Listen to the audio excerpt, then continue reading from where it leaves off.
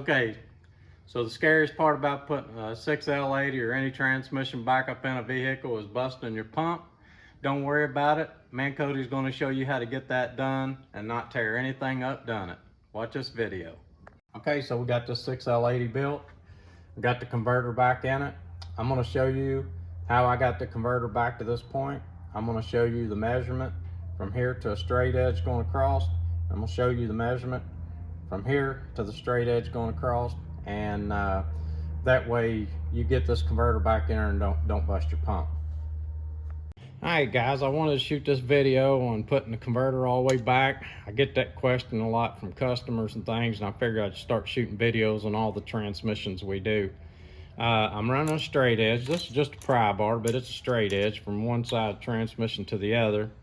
And you can see how far that straight edge is away from your pallet, right at the back of the pallet. So I'm going to move over here to where the bolt goes in to your converter, and you'll see it's about an inch. That converter needs to be back in there, you know, so that once you put this transmission up in there, this converter, when you tighten up all these bolts, this converter should still turn freely. A lot of people, you know, they'll miss a notch trying to get the converter back in there, and they will damage their pump. I'm going to show you how to get the converter back to this point, and then we're going to put the transmission up in there, and I'm going to show you how to get the converter back against the flywheel so that you're safe on getting all that in there without busting your pump. Alright guys, I want to show y'all how to install this torque converter back in a 6L80 so that you don't damage your pump or tear up anything on your torque converter or anything like that.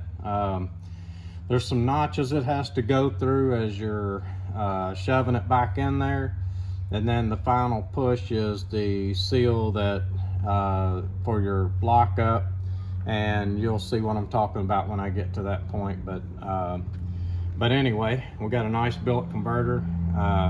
This is what we like to install in them. The factory converters, the stock converters, are just not something that we like to use. But anyway, let's see if we can get this converter back in there. Guys, once I get the converter back in there, we're going to put the transmission up in the truck. We're going to tighten up all the bell housing bolts. I'm going to show you where this converter should be setting, as far as how far away it should be from the flywheel. I'm going to show you on the how you should be able to turn the converter, and I'm going to show you how to get the converter back out to the flywheel. So anyway, let's get started.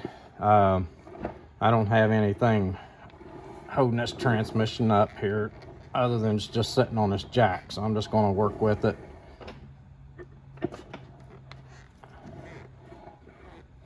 It'll click back in there in just a second.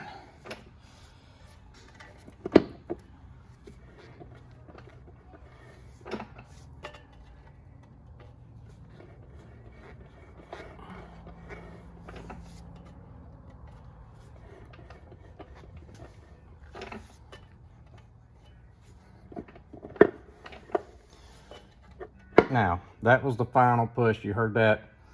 It felt like it was really soft, and then it bumped over. I'm going to show it to you again. Get right there to that point, and then when you push, you feel that it bumps over and goes back into the transmission. So I'm going to put a little bit of assembly glue on there just to make it a little bit slick, so when it goes back into the slot for on your crank. One thing is, I usually grease them up on here, and I don't grease the crank, but you may want to grease the back of the crank also, just depending on how old the vehicle is and things like that. So we're going to get this transmission up in there. I'm going to show you where this converter is going to be located once the bell bolts are up, and we'll get this transmission installed. Okay, so Cody's got the transmission bolted up against the engine. Everything's good there. I'm going to reach up in here. I'm going to show you how free that torque converter should be. You see that? I can just move it with my finger with no problem at all. What I like to do is I like to put a screwdriver right up in here, and watch how this pops out against your flex plate flywheel, and that's how you do that.